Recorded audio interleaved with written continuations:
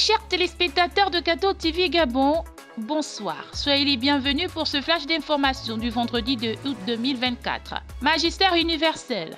Suite aux nombreuses manifestations qui ont eu lieu dans les villes vénézuéliennes depuis l'annonce des résultats de l'élection présidentielle du dimanche 28 juillet 2024 et qui ont donné vainqueur le président sortant Nicolás Maduro, 20 personnes sont mortes dans les manifestations qui ont suivi.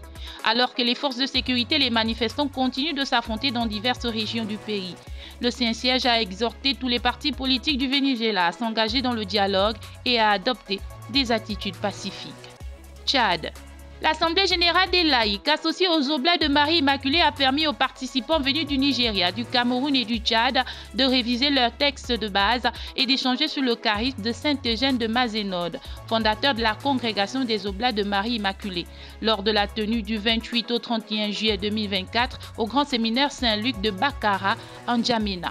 Leur 5e assemblée générale autour du thème « Pèlerin d'espérance en communion ».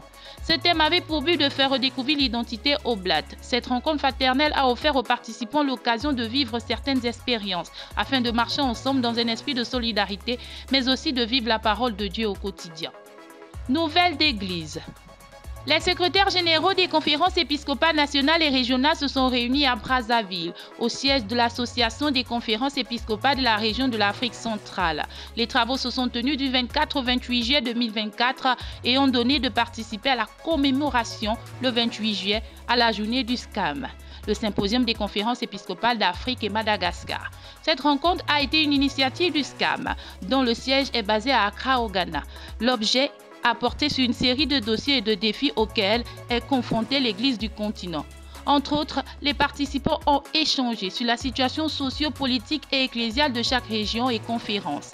Les réflexions ont porté sur différentes thématiques: l'évangélisation, la formation permanente du peuple de Dieu, éco-responsabilité dans l'Église comme famille de Dieu, le climat et l'environnement, l'écuménisme et le dialogue interreligieux, communication et technologie, évangélisation numérique. L'abbé Michel-Ange Bengonotunga, secrétaire de la conférence épiscopale des évêques du Gabon, a pris une part active à ces assises. Église en marche.